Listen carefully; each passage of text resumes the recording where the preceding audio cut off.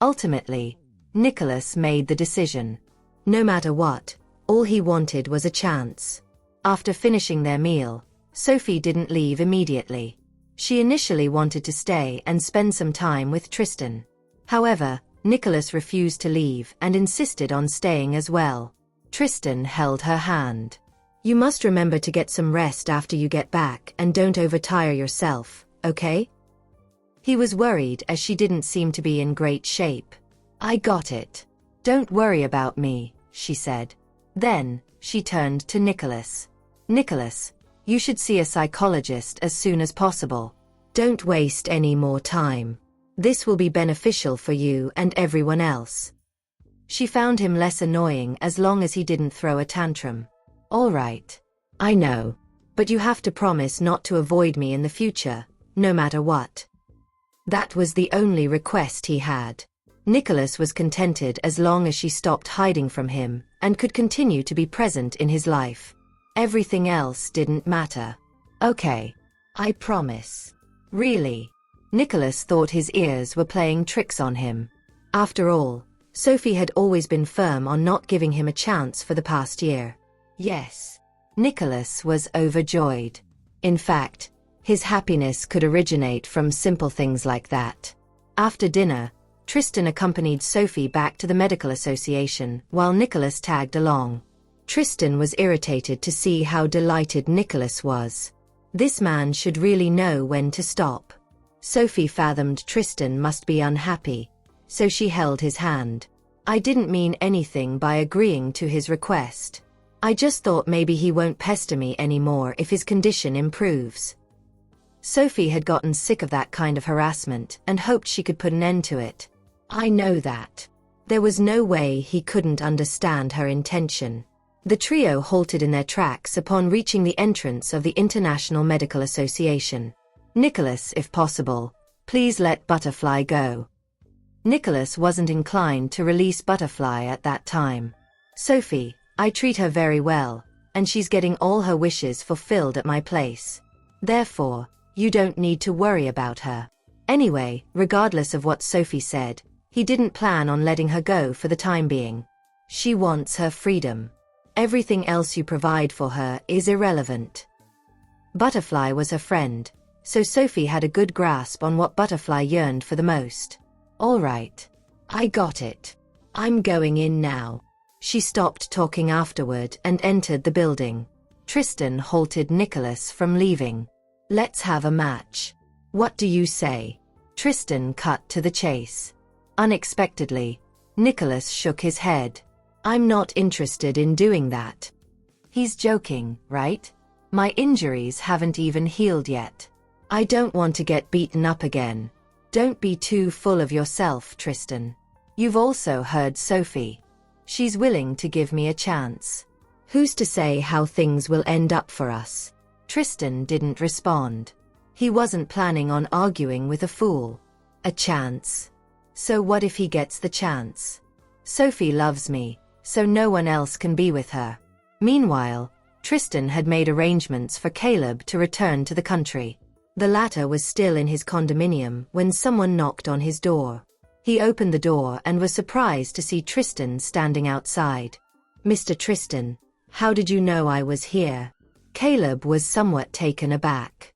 Although he thought about seeking Sophie and Tristan's help, he didn't do so in the end. Caleb was still trying to figure out a solution on his own. He didn't expect Tristan would show up there all of a sudden. "Pack your things. I'll arrange for you to return to the country now." The simple matter of sending someone back to their country posed no difficulty for him. "Did Sophie ask you to do this?" "If it weren't for Sophie, Tristan probably wouldn't bother dealing with me since we have no familial or personal connections whatsoever." "Yes." Tristan was reluctant to elaborate further. Caleb actually felt very conflicted as he had already owed Sophie too much. Even then, she held nothing against him and still wanted to help him now. Hence, there was no way he would have been unfeeling toward her kindness. In truth, he was different from Charmaine and the others. He had always hoped that he could protect Sophie better. However, he still ended up hurting her. Caleb didn't have much to pack. Of all his belongings there, he only needed to take his identification documents with him. After all, Englander was in a mess then, so he shouldn't bring those unimportant clothes with him. Soon, Caleb was done packing his things. When he went outside, he saw Tristan standing beside a car. Noticing Caleb had come out, Tristan got into the car without saying anything. Caleb had no choice but to follow suit. The driver sent them straight to the airport. Even until he boarded Tristan's private plane, Caleb still found the whole experience surreal. My sister really found a capable man. While our entire family is at a loss for what to do, Tristan manages to send me back to the country effortlessly. Meanwhile, after seeing Caleb off, Tristan sent Sophie a message on WhatsApp, informing her about Caleb's departure. By keeping her updated, he figured she could now focus on her experiments with peace of mind. After sending the message, he waited for her reply, but there was still no response, even after a long time. Consequently, he could only drive back. He didn't mind the lack of response because he knew she was busy, so she couldn't constantly check her phone. On the other hand, Caleb finally returned to the Tanner residence. He heard Charmaine complaining about Sophie as soon as he arrived at the entrance, grumbling about Sophie's disinclination to help. Charmaine's choices of words were also particularly nasty. Willow merely sat beside her mother in silence. She had learned to endure at that point, knowing she had no right to criticize anyone before having the capabilities. Sophie could now easily crush Willow with a flick of her finger. Caleb's heart ached when he heard his mother badmouthing Sophie. Sophie has always been like this. She silently does many things but never wants others to know. Sophie is already making contributions without asking for anything in return, so how can her family members speak so maliciously of her behind her back? Caleb stepped into the house and glared at his mother. "Mom, you don't know anything, and since you know nothing, you shouldn't say anything.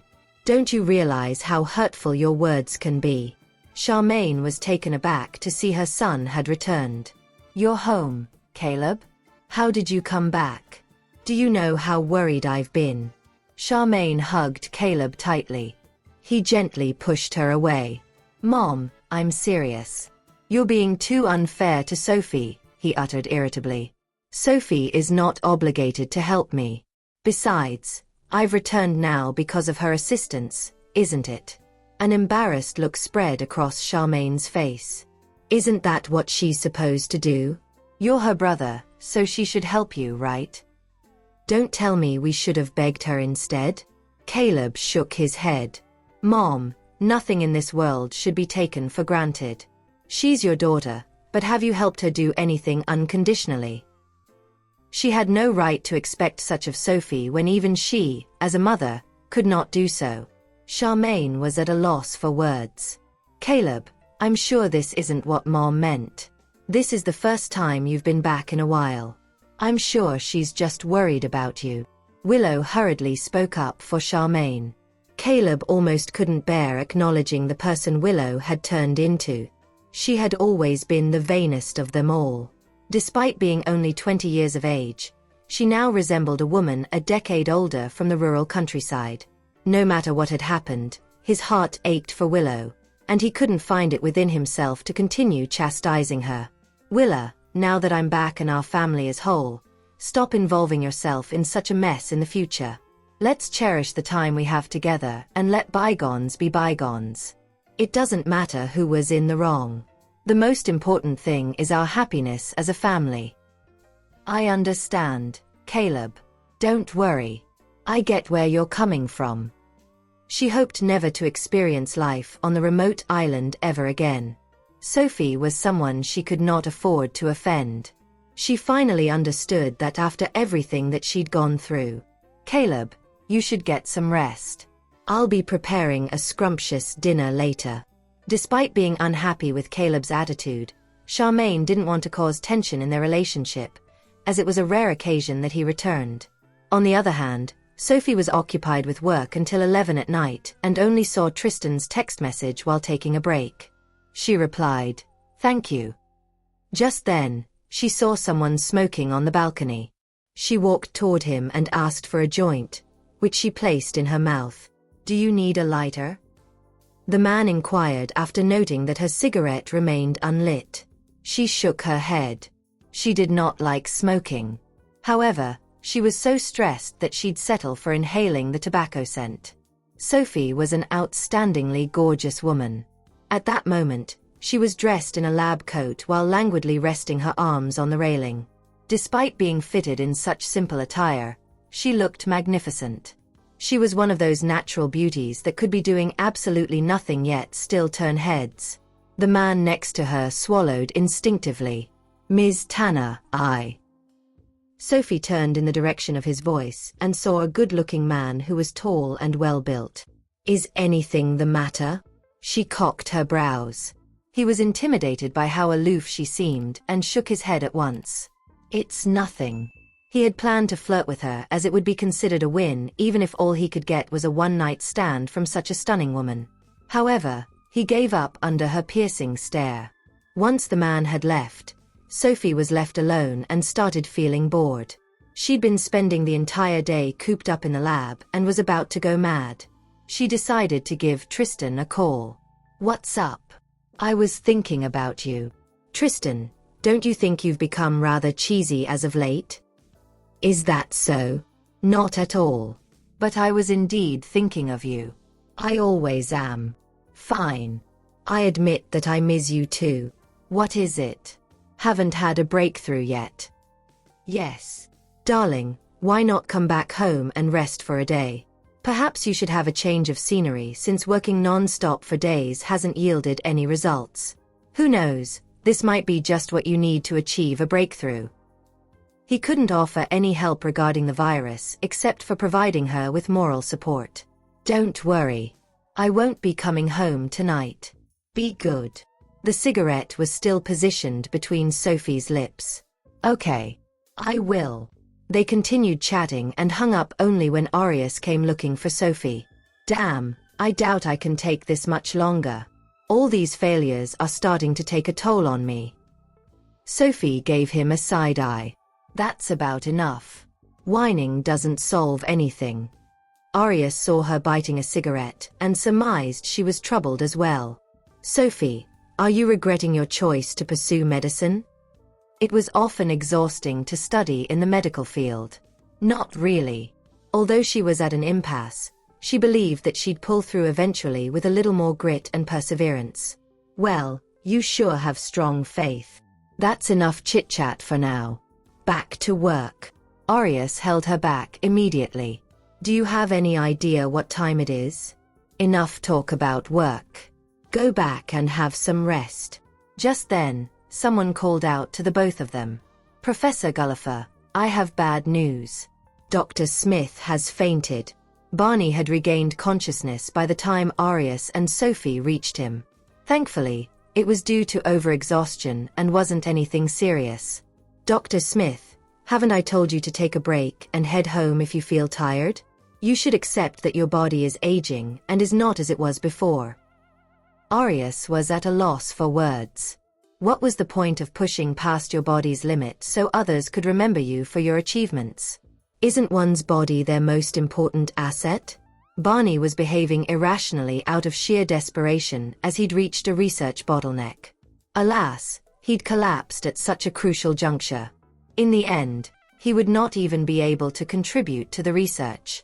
Dr. Smith, you may leave matters regarding the virus to Arius and me. Rest assured that nothing will go wrong with us around.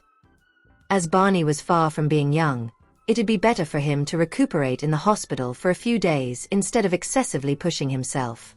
But Barney was still worried. No buts. You'd best remain here and break a leg. All hell would break loose in Anglander if you fell ill.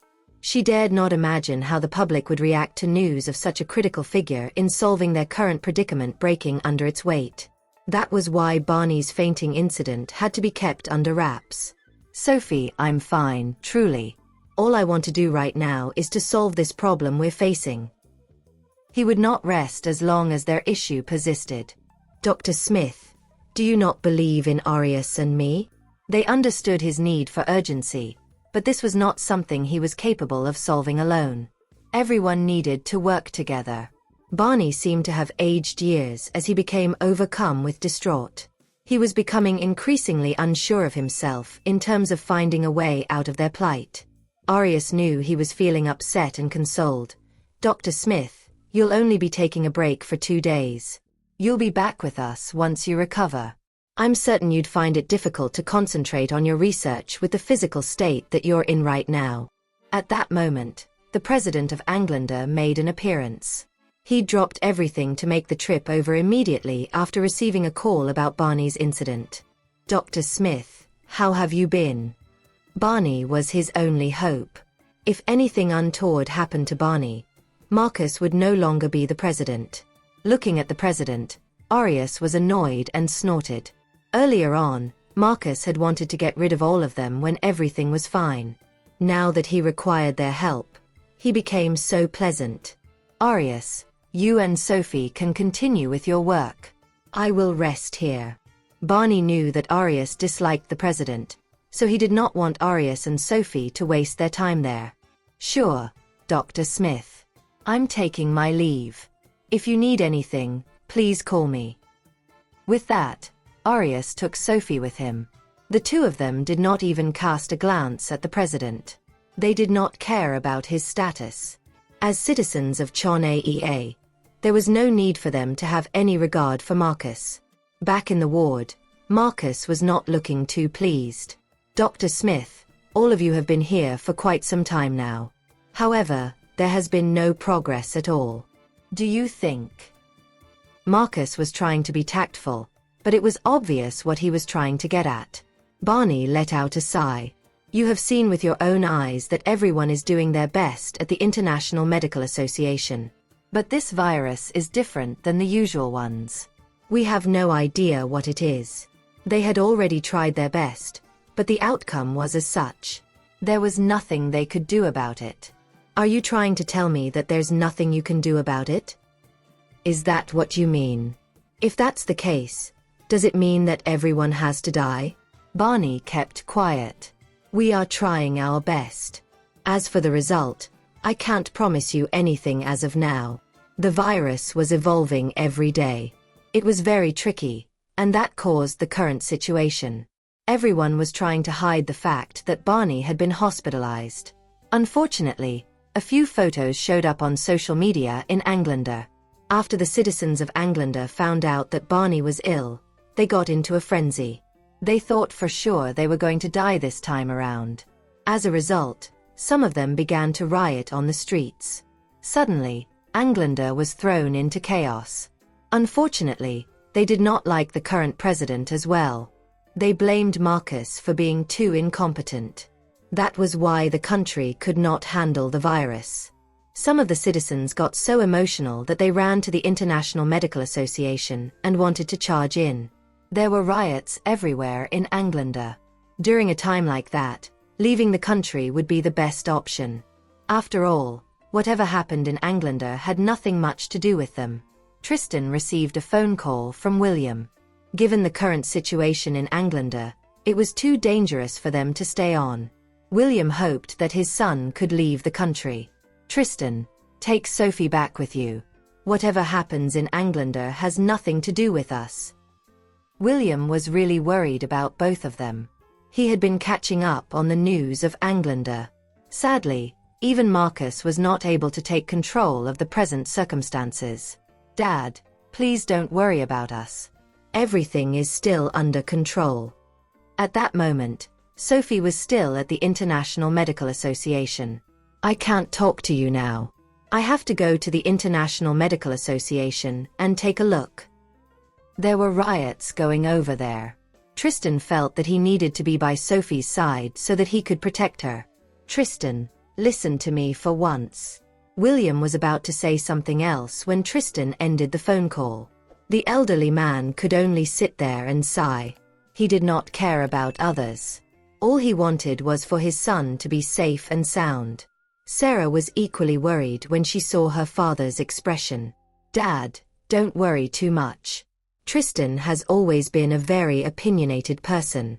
I'm sure he knows what he is doing." In fact, both Tristan and Sophie had their own beliefs and thinking. They knew what they wanted to do.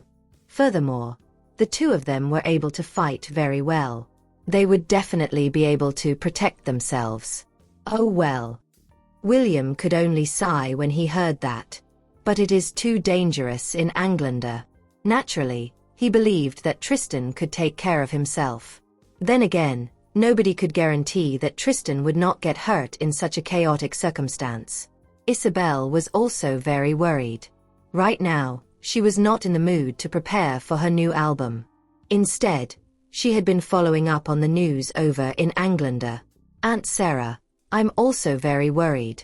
I think I should go over and take a look. To that, Sarah shook her head. Isabel, please don't be stubborn during a time like this. Just stay at home and don't let us worry about you. Okay. It was already bad enough that Tristan and Sophie were in Englander. If a pampered girl like Isabel went to a place like that, who knows what might happen to her? Sure, I understand.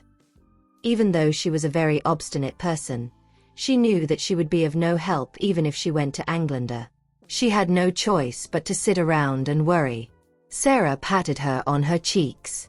If you need cheering up, go and look for Felix. Let him keep you accompanied.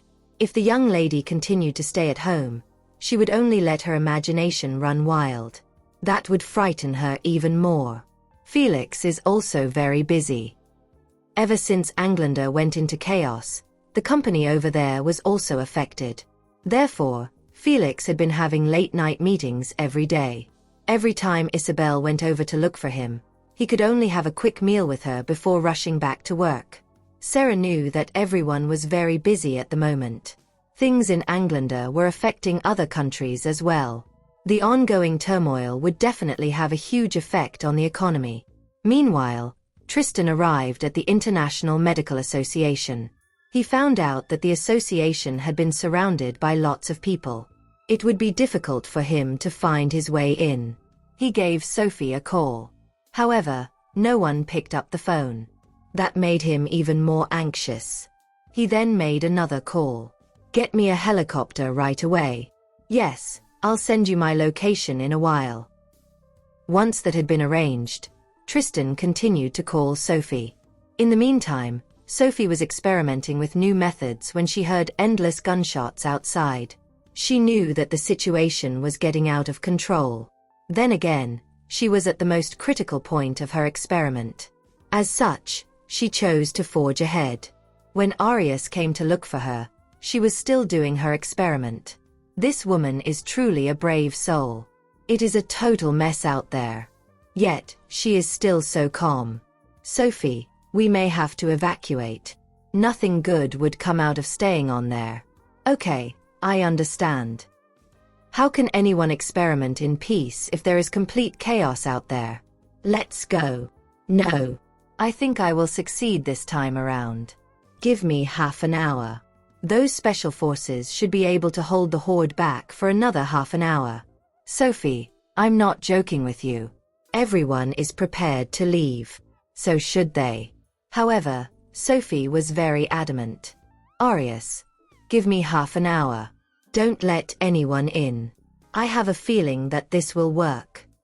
Arius had always believed in Sophie, so he nodded in response. All right, I got it.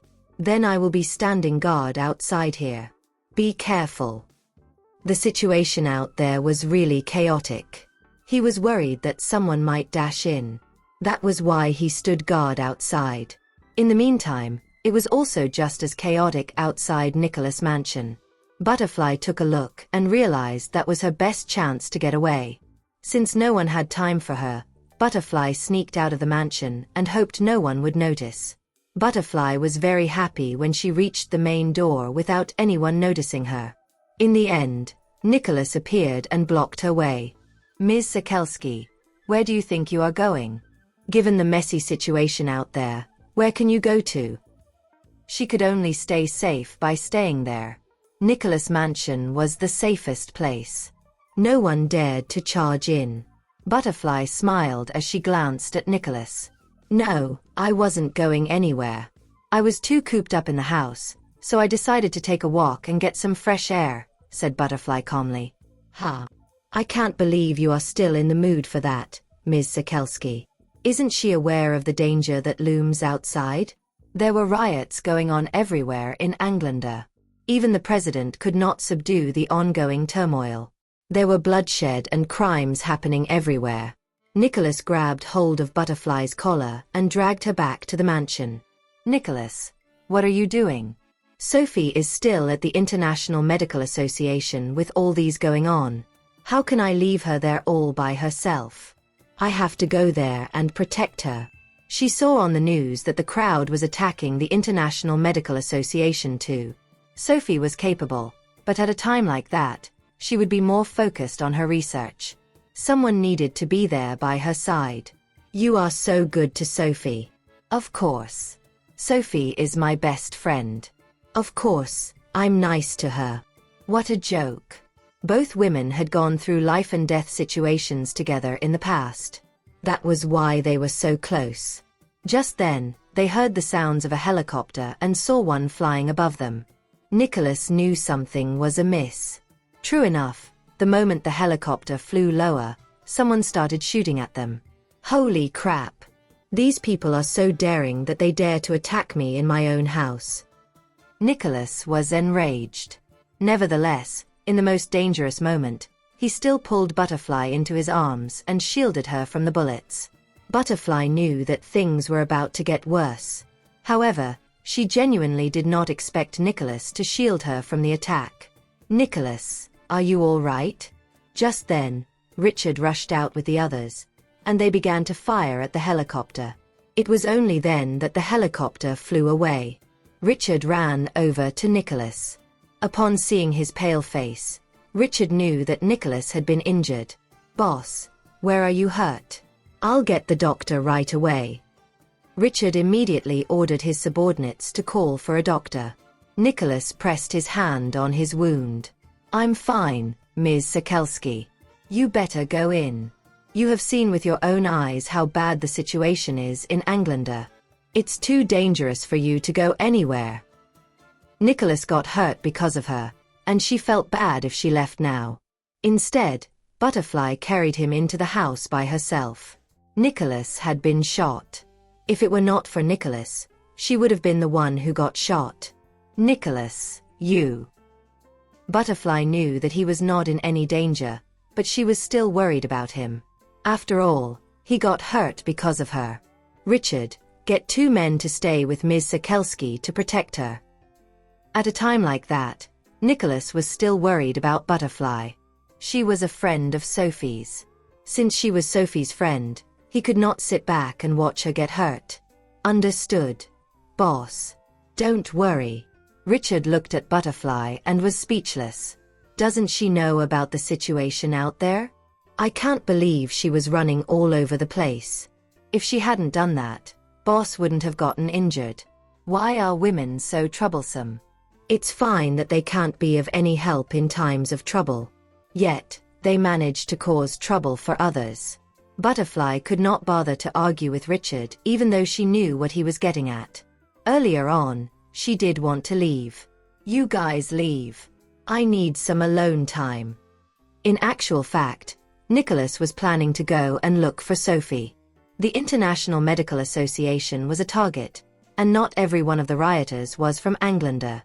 At a chaotic time like that, there would be people who were there to make trouble. After all, not every country hoped that Englander would get over the current dangerous situation. The more he thought about it, the more frightened he became. He got up from the couch and prepared to walk out when Richard saw and stopped him. Boss, you are hurt. It's too dangerous for you to go out there. If there's anything, I can do it for you. During a time like that, it would be better for Nicholas to rest there. I'm fine. Don't worry about me. Butterfly was also outside. When she saw him walking out, she stopped him too. Nicholas, it's best that you stay right here. You said so yourself. It's dangerous out there. Nicholas narrowed his eyes. What are all of you trying to do? Are you trying to order me around? Since when do I need your approval to go out? Butterfly grabbed his hand and stopped him from walking outside. Nicholas, don't go outside. He broke free of her grip. Butterfly, I treat you well because you are a friend of Sophie's. Please don't have any other ideas. I won't fall for you. Nicholas was very direct. Butterfly was so angry that she burst out laughing. What are you talking about? Do you think I like you? You must be dreaming. I just don't want you to lose your life after you saved mine. That's all. Like him. I'm not blind yet. That's good then. Let me tell you something. I know I'm very good looking, but please don't fall for me. Nothing will come out of it. It is a very painful thing to love someone who will never love you back. He did not want her to suffer the same fate too. Nicholas insisted on going out. Richard had no choice but to order more men to go with them. Safety was more important at a time like that. Since all of you are going, I want to go too. Butterfly knew that no one in the world could stop Nicholas. He gave her a stare. Why are you coming with us? Don't you know how dangerous it is out there? I know. But Sophie is there. No matter what, I have to be there. Given their prior relationship, there was no way she would stay in Nicholas' mansion. Nicholas was envious of Sophie. Butterfly, I won't bully you anymore in the future. You are such a good friend of Sophie's. Sophie was very lucky to have such a good friend like her. Meanwhile, terrorists were at the International Medical Association. At first, only the gangsters in Englander were attacking the association. However, terrorists from a foreign land had also gotten involved. It was total chaos outside, and Aureus was worried sick. Since I had already promised Sophie to give her the half an hour she wanted, I should stand guard no matter what. However, the gunshots are getting louder. This is not looking good. Right then, a loud bang rang out. Apparently, a grenade had landed inside the territory of the International Medical Association and destroyed a building nearby. The people in the building were running for their lives and screaming at the top of their lungs. Everyone was horrified, and they didn't know what to do. When Barney saw the news on the television, he called the president right away. What on earth is going on? How did things turn out this way? Barney questioned. I brought Sophie and Aureus here, and they're now in the International Medical Association. I don't even know if they're okay. Dr. Smith, I didn't know this was going to happen. I'm at my wit's end as well, the president answered. It seems like I'm going to lose my job. So, what are you going to do? What's the status of the people in the International Medical Association? Have you gotten them out? Barney asked. Now that something like this had already happened, he must solve it no matter what.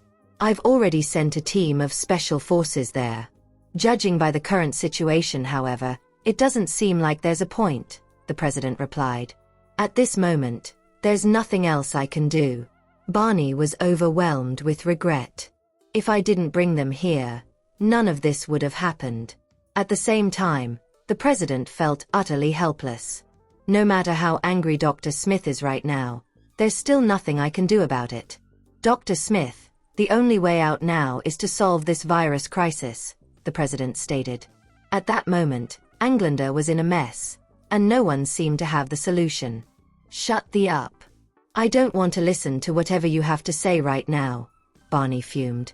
They can't even provide us with a safe environment to do research. How are we going to do research now that the country is in turmoil? The president didn't dare to utter a single word in response because he knew he had no right to speak. After all, everyone in Englander had lost faith in him. Barney then tried to call Aureus and Sophie again. Still, he couldn't get through to them. Hence, he got out of bed to check out the situation outside. However, he was stopped. Dr. Smith, you ought to stay put. It's chaotic outside, said a member of the Special Forces. Now we're all counting on you, so we can't let anything bad happen to you. As long as the country could solve the virus crisis, everything would resolve itself. What are you guys doing? I'm not your prisoner. I want to go out now. Buzz off. Barney roared. Furious with these people. I don't even know if my ments are alive or dead. How could they still expect us to save them? Dr. Smith, I'm sorry, but we're carrying out orders from higher-ups. Please don't make things difficult for us, the member of the Special Forces replied. You. Barney was seeing red, but his hands were tied. Meanwhile, the terrorists had already stormed into the main building of the International Medical Association, and they were capturing all the people in white coats and killing those who weren't. Things were definitely looking dicey. Arius started to panic when he saw that a terrorist had reached their level. He glanced at Sophie, who was still doing the experiment, before whipping out his weapon. That was the weapon she had given him earlier. I guess this is inevitable. Arius then took out his phone and looked at it. I still can't make a call. All signals here have been blocked. After Arius kept his phone, the terrorist saw him in a white coat and said, "Follow me. I'm not going to hurt you." The terrorist was tasked with kidnapping them, and he wouldn't know what his higher-ups would do afterward. In response, Arius flashed a smile. Although I can't fight as well as Sophie can, I can still take down a terrorist. What makes him think I'll give up my life so easily? Does he take me for a joke? Come at me. Arius gestured for the terrorist to come closer with his finger. I would rather die than get humiliated. That terrorist walked up to Arius with his gun. If you promise to play nice, I won't hurt you. The terrorist's face was filled with murderous intent. I'll do whatever I was told, and that's to bring all these people in white coats back. The moment the terrorist got close enough, Arius got into a fight with him. Although Arius couldn't fight as well as Sophie could, he was still capable of defeating a terrorist. Shortly after, Arius had managed to take the terrorist's gun away. Arius could actually kill the terrorist with a gun, but that would attract the other terrorists. If the terrorists were to attack Arius at once, Arius could be in trouble. The terrorist couldn't help but laugh when he saw that Arius didn't dare to pull the trigger. I knew you wouldn't dare to shoot me. What's the matter? Do you want to fight me one-on-one? The terrorist asked haughtily. Obviously, the terrorist wasn't a saint. Oh. You want a challenge, don't you? Did you think I would be scared of you? Arius smiled. Just like that, the two began to fight. Meanwhile, Tristan had arrived at the International Medical Association in a helicopter. He kept calling Arius and Sophie on the phone, but he couldn't get through to them. The International Medical Association had over a dozen buildings, so there was no way Tristan could find them in a short period of time. Hence, he called Felix and ordered, "Give me Sophie's location. Quick." When Felix heard how anxious Tristan sounded, he immediately instructed his men to find out Sophie's location. However, there was interference, so they were having trouble locating Sophie. 10 minutes later, Tristan called again. "What's the matter with you? All I wanted was a location. What's taking you so long? Signals are being interfered with, so..." Felix was also getting nervous, but he finally located Sophie in the next second. "I'm sending you Sophie's location now. You have to be careful." Needless to say, they had to proceed with caution because those terrorists were ruthless. "Okay. I know," Tristan answered. Upon receiving Sophie's location, Tristan asked his subordinate to fly the helicopter while he grabbed the rope and descended. Sophie recomposed herself and heightened her concentration when she heard the intense fighting sounds coming from outside. "I just need a while longer. Arius should be able to hold on until then, right?" Arius, who hadn't had enough rest recently, was in trouble because a few more terrorists had arrived. Damn, Arius cursed. Why do I need to deal with this bullshit in Englander? Still, I must guard the entrance of the laboratory no matter what. Since I've already promised Sophie that I would guard the entrance, I can't break my promise. However, he was already heavily injured, and he ended up crashing to the ground upon receiving a kick from a terrorist. Arius intended to rise to his feet once again because he wasn't giving up. He struggled with all his might, but he couldn't get back up on his feet. A terrorist then went over to him and stepped on his body. Damn it! Arius' face was contorted with pain. "I'm the best surgeon in the world, so I need my hands. If they injure my hands, I'll never get to operate again." Right when Arius was about to retract his hand, the terrorist instantly stomped on it. Arius was in so much pain that his face was turning pale. At this very moment, Tristan finally found them. When he saw what those terrorists were doing to Arius, he took aim and shot them down with a bullet each. Prior to that, Arius really thought that was the end for him. Hence, he was relieved when he saw the terrorists getting shot down one by one. Arius then forced himself to sit up. And that was when he saw Tristan. "You're finally here." Arius knew Tristan would surely appear to save Sophie. Tristan approached Arius and pulled the corpse on top of Arius' body aside. "Are you all right? Where is Sophie? Where is she?" Tristan got worried because he didn't see Sophie around. "She's inside. She said she could definitely beat the virus this time around, so she told me to guard the entrance for half an hour." Arius glanced at his watch. "It's almost time. She should be out soon," Arius added. True enough, the entrance to the laboratory opened automatically, and Sophie was seen walking out. When she saw Tristan there, she went to hug him. "Why are you here? I got worried about you after I found out what happened here." "Are you all right?" Tristan asked. "I'm fine. All right. Let's get out of here. It's not safe anymore." Since the terrorists had already targeted the place, the building could be destroyed at any moment. They had to get out of there as soon as possible. "Okay." Tristan gave Sophie a gun while he was still holding the submachine gun he came in with. "Are you all right, Arius?" Only then did Sophie bother to ask about Arius. "What the?" "You're rather ungrateful, aren't you? You forgot about me the moment you saw Mr. Tristan. Didn't I guard the entrance for you? Can't you see I got heavily beaten up?" Arius grumbled.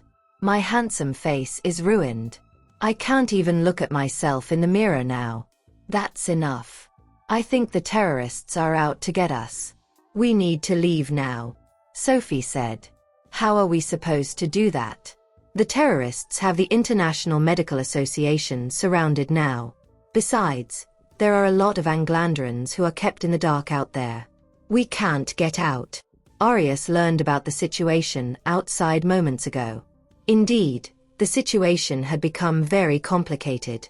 Right then, Tristan gave Sophie a black mask and said, "Get rid of your white coat. The terrorists are after you and Arius." Sophie and Arius played a big role in the virus research, so the terrorists had since targeted them. Oh. Although things weren't looking good, Sophie was still as cool as a cucumber. She took off her white coat and put on the mask to conceal her beautiful face. Arius saw what she did and followed suit. "Well, no one seems to care about me now. I should just do whatever they're doing." By the time Tristan had brought the both of them to the rooftop, the terrorists had spotted them and chased after them. Arius heaved a sigh of relief when he saw the helicopter over his head. This is something only Mr. Tristan is capable of doing. Also, he's the only person who has the financial capability to come here with a helicopter. "You should go up first," Arius said to Sophie. After all, she was the only female there. As if. Sophie wrapped the rope around Arius' waist and signaled the people in the helicopter to pull him up. "You're only going to be a burden if you stay here," Sophie said to Arius. "Arius will slow us down." Just then, the terrorists had caught up to them, and Tristan stopped them by spraying bullets at the entrance to the rooftop with his submachine gun. That burst of fire successfully stopped the terrorists in their tracks. "What should we do now? The people boss wants us to catch are on the rooftop. If we let them get away, we're doomed.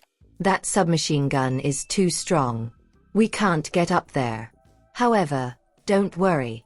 There are only 3 of them, so we have the number advantage. Call for backup. Go up to the helicopter. I'll cover you," Tristan said to Sophie. "We need to get out of here as quickly as we can. Otherwise, we'll be in trouble once the enemy's reinforcements arrive." Sophie nodded and watched the rope getting lowered once again before grabbing onto it and climbing upward. Arius looked down from the helicopter and smiled when he saw how good of a climber Sophie was. Nevertheless, he shook his head in the end. Forget about it. Sophie had never been an ordinary woman. Suddenly, Someone on the rooftop of the next building fired at the helicopter. Seeing that, Tristan rushed over, aimed at the person on the rooftop, and put a bullet through the person's head. Yet, the terrorists were outnumbering them. Right before a bullet could reach Sophie, she did a backflip in the air and dodged the bullet. After that, she quickly made her way up into the helicopter. At that moment, only Tristan was left on the rooftop. Sophie wasn't scared when she was dodging those bullets, but the moment she saw Tristan being alone on the rooftop, she got worried. What should we do now, Sophie? The enemy is outnumbering us, and Tristan is down there alone. I'm worried. It will be all right. Sophie immediately shifted her position. From a vantage point, she pulled out a gun and fired at the people below. Stop battling. Tristan, come up. Sophie called out to the man who was still on the roof. Tristan looked up and knew that she would cover him. After firing a burst of shots at the adjacent rooftop, he immediately grabbed the rope and started climbing up. At this point, the terrorists were racing up the building. Sophie noticed them approaching and refused to let them endanger Tristan's life. She leveled her handgun at the intruders and fired without raising an eyebrow. Just as she realized her handgun was useless, Sophie turned around and saw a submachine gun. She grabbed the weapon, stood firm, and continued to provide cover fire for Tristan. The man was also very swift and efficient. Within a minute, he managed to climb to safety. Arius could finally breathe a sigh of relief. Great. Everyone is all right. He was in the most precarious situation. How dare they beat me up like this? Damn it. When I see the president of Englander, I will definitely torture him mercilessly. They knew that we were with the International Medical Association, yet they still wouldn't allow anyone to come and help us. Isn't this tantamount to wanting us to die? The terrorists started firing at the helicopter which Tristan and Sophie had boarded. Both of them were renowned sharpshooters, and these terrorists could not possibly be their match. Let's go. Tristan instructed the pilot, as it was not wise to continue fighting with them. Their opponents had come prepared. If they prolonged the battle, it would be difficult for them to escape once the enemy's reinforcements arrived. The pilot immediately maneuvered the helicopter upwards, but after ascending only 100 meters or so, he felt that something was amiss. Mr. Tristan, something's not right. The helicopter seems faulty. It was unclear when the helicopter was damaged by the continuous barrage of bullets earlier. What do you mean? Arius questioned with a grim expression. They had just managed to escape, and now something unfortunate was happening. The passengers on the helicopter soon felt the turbulence. Tristan walked over and instructed, "Step aside. I'll take over the controls."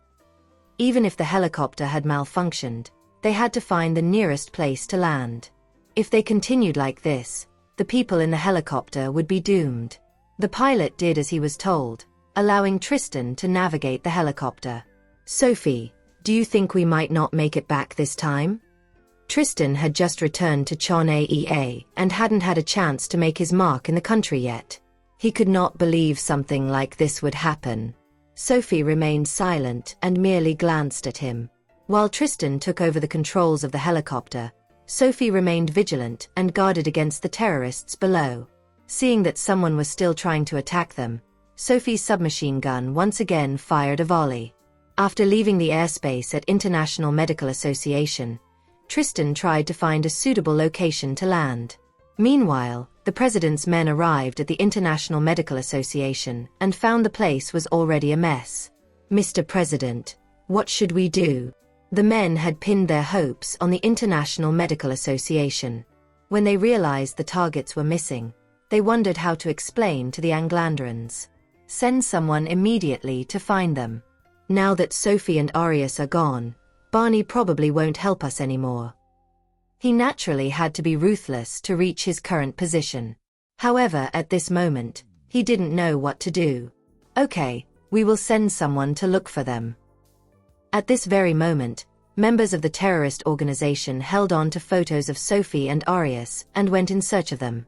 If they successfully caught the duo, they could lead a carefree life from then on. They could do whatever they want. As soon as Tristan found a suitable landing spot, He promptly landed the helicopter. Fortunately, everyone made it out of the helicopter before it exploded. When the helicopter went up in flames, Tristan threw himself over Sophie to protect her from any harm. He even covered her ears with his hands to shield her from the loud explosion. Sophie felt discomfort as her ears rang after the blast. However, she was moved when she realized Tristan was leaning on her so he could use his own body to defend her. She then determined that if the man desired her life, she would offer it to him because he was willing to give his life for her. The helicopter was still burning as Arius struggled to get up. He couldn't believe what kind of life he had been living. I haven't even gotten married. Will I end up dying here? Arius felt even more hopeless when he saw the pilot had already passed out. Tristan climbed off of Sophie and checked her all over before finally relaxing. I'm fine, the woman assured him, knowing he was worried about her. Tristan hugged her tightly. Good, all that matters is that you are all right. Let's go. Those people are after the two of you. We need to leave here quickly. Their pursuers were relentless, and since their helicopter had exploded, the enemy would definitely be able to track them down. What about him? He's passed out. Arius could not bear to abandon the unconscious pilot who had journeyed with them. Tristan frowned as he could not believe the pilot would pass out in such a critical situation. Hide him, and we'll have someone come and pick him up after we leave. They had no way to contact the outside world at the moment, and taking the pilot with them would only put him in more danger. Okay, Sophie said in agreement. She trusted Tristan's judgment, as his decisions were always right. All right, I'm on it. Arius begrudgingly picked up the pilot and found a hiding spot for him. Since the terrorists were after them, the three of them immediately headed down the mountain after hiding the pilot. They were in a primitive forest in Englander, and all kinds of fierce beasts could be found there. After walking only a few steps, Arius froze in place. It seemed like he had stepped on the creature he hated the most. He looked down and immediately closed his eyes. Sophie, help. I'm done for. I'm really going to die this time. This was the most poisonous cobra in the world, and it was spitting venom at him. Tristan immediately went to Arius, grabbed the cobra by the neck, and threw it far away. Arius tried to gather his composure and speak up, hoping to rid himself of the embarrassment. But as he looked up to meet Tristan's gaze, he found himself unable to utter a single word, feeling awkward and helpless. Feeling skeptical about Arius' courage, Tristan commanded, "All right, get to the back. I'll clear the way." Arius cleared his throat, but in the end, he didn't say anything. At this point, it seemed that anything he said would be superfluous. Just as Arius was about to head to the back to cover them, he saw Sophie's suspicious gaze. "Sophie, come to the middle. I'll cover the back." Regardless, Sophie was a girl. He could not let her cover the back. However, the woman shook her head. "You should stay in the middle. You are now considered a patient, and we must protect you." Sophie still had the virus analysis file in her hands, and she had already figured out everything. Now all she needed to do was to get out of there, and she would be able to control the virus this time. Arius knew she said that to save face for him, so he had no choice but to continue walking in the middle. The route down the mountain was challenging because it was a primitive forest, and there were no roads at all. Meanwhile, the terrorists had been chasing them, and a helicopter had been hovering overhead the whole time, trying to find their location. The journey was extremely treacherous. Tristan and Sophie took turns saving him from danger. Among the three, Arius was the most disheveled one. He was a little speechless at how things ended up. He had not eaten lunch since noon, and now he was starving. He did not have the energy to go any further. "Why don't you two go first? After you get out, have someone fly a helicopter here to pick me up," Arius suggested. The man sat down on the ground, unable to walk any longer. Sophie frowned at his lack of physical fitness. "I asked you to go to training camp the last time, but you declined. Have you now learned your lesson?" she chastised. "Sophie, please get your facts right. I'm a doctor. Why would I need to go to a training camp?" Arius continued to lie on the ground. All he wanted was to rest. He would deal with everything else later. There are poisonous snakes and ferocious beasts here. Are you sure you want to stay here alone? There was no way to stop him from courting death if he wanted to. But I really can't walk anymore, Arius said weakly. If he kept running like this, he would run himself to death sooner or later. Let's go. Don't worry about him. If he wants to die, we can't stop him. Tristan did not want to deal with the man. Sophie frowned as she could not bear to leave Arius alone. Even though she was a girl, she was not as delicate as he was. Get up quickly. Stop acting so meekly like a woman. Sophie, you are out of my league, Arius lamented. Suddenly, Tristan heard the sound of beasts. 2 fierce beasts, to be exact. Damn it. Although they had weapons, they would surely attract the attention of the terrorists who were looking for them if they used them now. Sophie turned to face Tristan after hearing it as well. He hurled a blade at her, which she grabbed. They knew they could not use guns in this situation. Hence, they could only deal with the 2 beasts barehanded. Even Arius, slow as he was, finally realized that something was wrong. As soon as he got up from the ground, he saw the 2 beasts. Oh damn! He couldn't help but curse as he pondered if they were about to perish. Climb up a tree, Sophie instructed Arius. The latter did not have the strength to fight, and staying below would only cause them more trouble. Sophie. Arius swallowed his saliva. All these years, he had experienced multiple life-threatening scenarios. However, his legs were still weakened when he saw the 2 fierce beasts. Sophie cast a sidelong glance at him, angered by his tardiness in doing what he was told. Seeing the disdainful expression on her face, Arius felt defeated. Yet, there was nothing he could do. My legs are weak, he lamented. Right then, Sophie did not have time to deal with him anymore. Instead, she turned her attention to one of the beasts.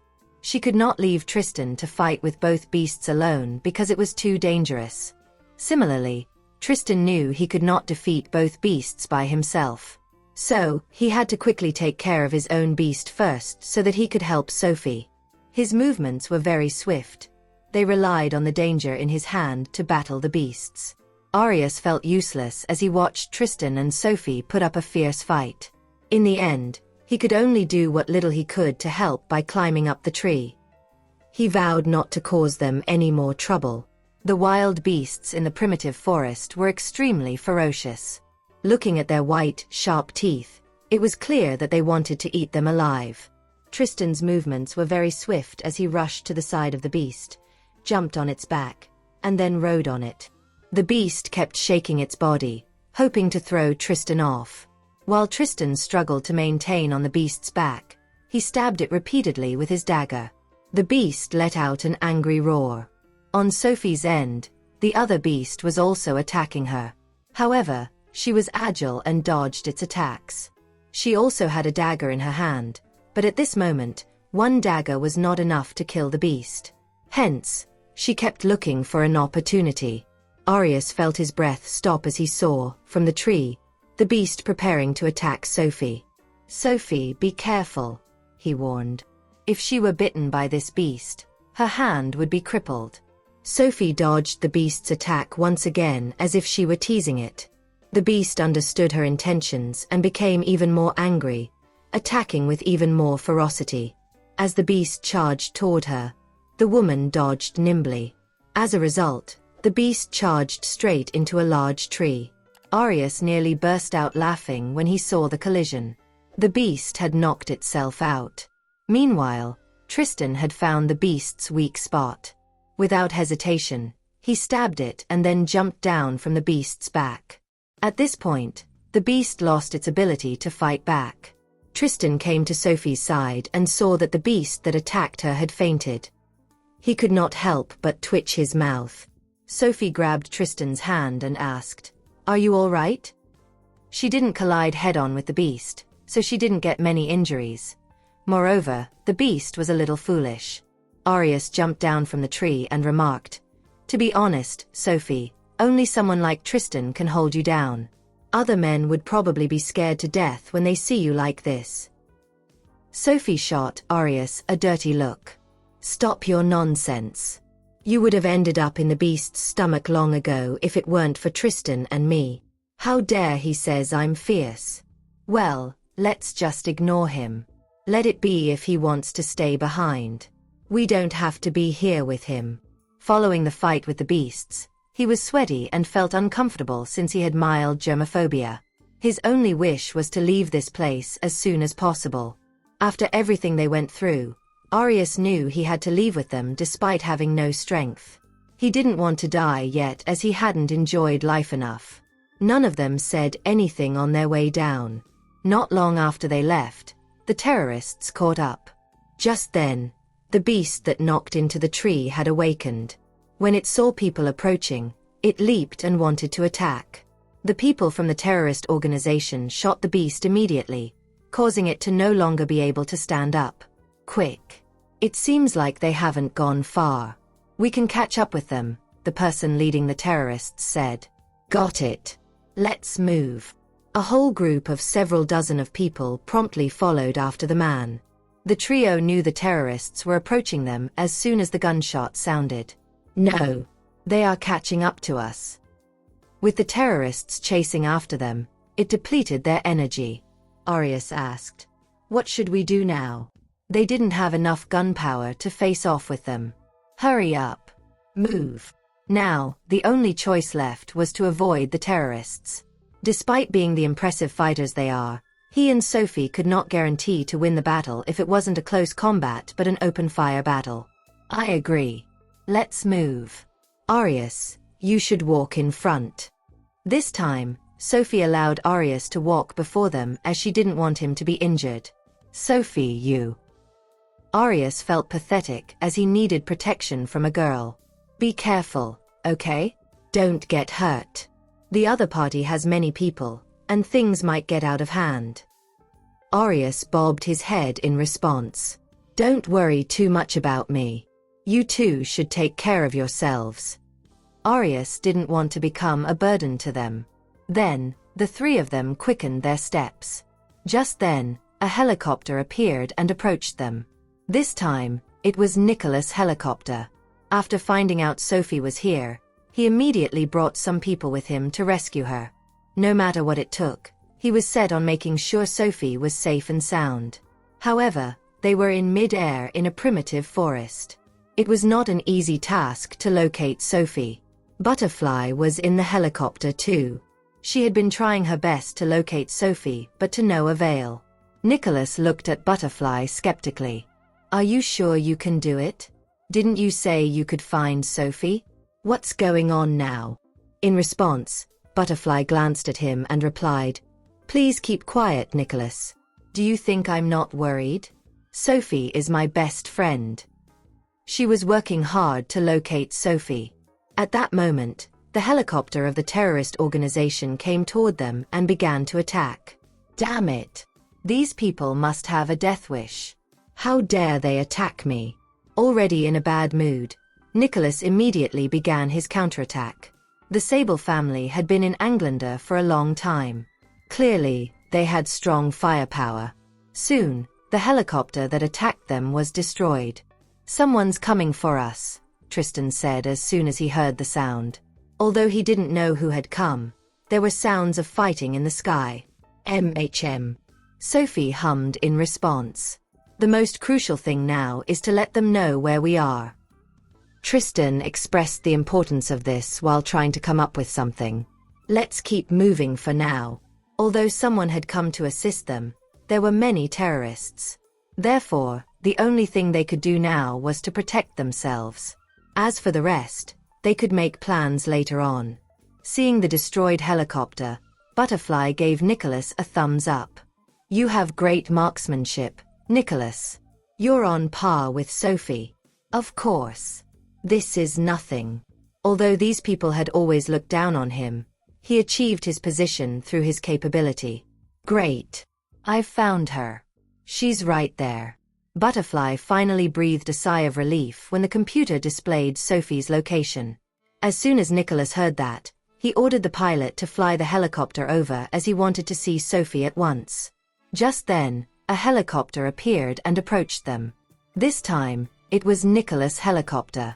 Meanwhile, Sophie and the others were about to reach the bottom of the mountain. At that moment, the terrorists caught up with them. They only had 2 submachine guns with them. It seemed like they were likely to be captured by the terrorists this time. Since our backups are here, let's take them head-on. They must know where to find us since they have located us. Sophie nodded in response, agreeing to Tristan's words. Then, Tristan and Sophie found a suitable place to take cover. With only 2 submachine guns left, Aureus could only hide. Once the terrorists entered the zone, Tristan gestured for Sophie to take action. Soon, the two worked seamlessly to kill their enemies. One by one, the terrorists collapsed to the ground. Retreat. Clearly, they were ambushed here, so naturally, they couldn't move forward rashly. However, it was too late, and Tristan and Sophie shot them down mercilessly. Very soon, they took down several dozens of them. On the other hand, Nicholas became even more anxious after he heard the sound of the gunshots. More than a dozen of terrorists retreated. Seeing their opponent's powerful firepower, they knew they would die if they acted without a plan. Therefore, they were at a loss. Boss, what should we do now? I'll leave behind half the group with you, and I'll bring a few people with me to go behind and surround them. There are only 3 of them. They are no match for us. Okay, boss. Please go ahead. I'll take care of everything here. There was no movement for a long time. Noticing the strange situation, Tristan and Sophie glanced at each other and knew what their opponents were scheming. So, you're planning to outflank us? Let's see if you can do it. With no weapons on him, Aureus was tensed even when he breathed. He had been living a comfortable life with the International Medical Association for many years and never thought life would be so thrilling. Just then, Sophie and Tristan reunited. They stood back to back as this position was perfect for shooting, and they could cover themselves too. The terrorists arrived and ended their conversation by starting an intense gunfight in the forest. Tristan and Sophie were naturally compatible and worked in sync. If they had enough bullets, there was no way the terrorists could defeat them. However, to their dismay, they ran out of ammunition. You said they wanted to hold me captive, right? Sophie asked Tristan, who was behind her. At that point, only 1 bullet was left in Tristan's machine gun. They were done if the terrorists launched another round of attacks. Then I'll go. I'm curious why they want to catch me. Hearing that, Tristan quickly held her hand to stop her. No, I'll never let them take you in this situation. Hold on a little longer. We only need to hold out until someone comes for us. Tristan. Sophie was all too clear that he was exhausted to the core at that point and wanted him to rest. I'll be fine. You have to trust me, all right? Yeah, I know. Not giving them time to consider, the terrorists abruptly launched another round of attacks. The last bullet was used up, and their enemy would not give them a chance to fight hand-to-hand. With no choice, Sophie and Tristan put their hands up in the air and walked out of their cover. One of the terrorists' anger sparked when he saw the 2 who killed his comrades and wanted revenge. However, Tristan gave him a hard kick before he could approach Sophie. Stay away from her. You're quite tough, aren't you? Very well. Let me teach you a lesson, you Shanian man. The person who spoke was a man with blonde hair and blue eyes. Moving his wrist, he had always thought Shanians to be weak. Sophie stopped Tristan to prevent escalating the situation. They were surrounded by terrorists loaded with guns. A moment of rash action could cost them their lives. Tristan gave her a reassuring look. Since the other party wanted to fight hand-to-hand, he would not give up this opportunity. This was their opportunity. If they could snatch their opponent's machine gun, these people would not be able to live to see tomorrow. As expected, Tristan effortlessly knocked down the man. That's enough. We're here today only for one objective. That is to bring these 2 back with us. Dissatisfied with his own performance, The man who got beaten to the ground was reluctant to accept the reality. Just then, Tristan saw Nicholas approaching with a group and thought it was the perfect chance. He snatched the submachine gun of the man on his left and began to fire at the terrorists. Sophie, too, seized the opportunity and grabbed a submachine gun. Her marksmanship was on par with Tristan's, launching fast and accurate movements. Nicholas came over with his group and surrounded the terrorists. After seeing Sophie and Tristan in the crowd, he turned to say to his subordinates, "Don't hurt the girl, or I'll make you pay with your life." He had left everything behind and rushed here to save Sophie. As for Tristan, it wouldn't be bad for him to die here. Butterfly came with the group as well. After hearing what Tristan said, she couldn't help but roll her eyes. "Nicholas, if anything happens to Tristan, Sophie will not let you off. If I were you, I'll have a fair competition with Tristan and not play dirty tricks." Nicholas was rendered speechless by her words. "Sophie would never give me a chance. How can there be any fair play? Besides, he's not a good person. Why should I have a fair competition with him?" Butterfly closely monitored Nicholas' actions. She knew he hated Tristan and wanted to make sure he didn't make a silly mistake at this point. After all, he saved my life. Despite being a nut job, he's not an evil person. Soon, all the terrorists were wiped out by them. In the end, Nicholas suppressed his urge to play dirty. Sophie and Tristan stood back to back without giving them any chance to counterattack. As soon as Butterfly saw all the terrorists were taken out, she immediately ran towards Sophie and wrapped her arms around the latter. "Sophie, are you all right? How are you feeling?" In response, Sophie patted Butterfly on the shoulder and replied, "I'm fine. Let's go." They needed to leave promptly to avoid being followed by another group of terrorists as they were drained of all energy. As expected, Tristan effortlessly knocked down the man. At that moment, Aureus came out from his hiding place. Butterfly's lips twitched when she saw him. "Why are you here? I thought you were dead. How can you hide in such a dangerous situation?" Aureus remained silent as he wasn't in the mood to say anything. With no strength left, he leaned against Butterfly. "What are you doing?" "I'm telling you, Aureus. I have no feelings for you. Hearing that, Aureus rolled his eyes at her. "Don't worry. I have no feelings for you too. I'm exhausted, starving, and need some support." Seeing how pale he looked, Butterfly had no choice but to help him to the helicopter. Aureus got into the helicopter first, followed by Butterfly, Sophie, and finally, Nicholas. After getting into the helicopter, Nicholas told the pilot, "Let's go. He's not coming with us." Knowing Tristan's personality, Nicholas said that on purpose to anger him, wishing he wouldn't board the helicopter. "That's enough, Nicholas. We're getting chased down now," Butterfly chimed in. "We're here to rescue them, so why is he doing this when we've found them?" Sophie shot Nicholas a glare. "If that's the case, I'll stay behind too." Sophie wasn't one to beg. Since Nicholas didn't allow Tristan to come with them, Sophie wanted to get down. Nicholas felt utterly depressed. The feeling of being unable to go against anything a girl said was terrible. "All right. Hop in." "No, thank you," Tristan said smugly. Everyone looked at him in disbelief. "Unless you beg me."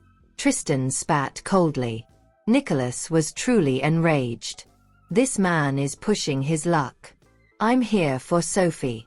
How dare he act all prideful?" "Get in, Tristan. We need to leave now." They still had many things to deal with and couldn't bear to waste another second here. Moreover, he had run out of stamina and needed some rest urgently. Under Sophie's gaze, Tristan hopped into the helicopter without saying another word. Thank you for listening. If you have enjoyed this story, please like and share so others can see it too. Also hit the subscription button and notification bell so you can be notified on our next release.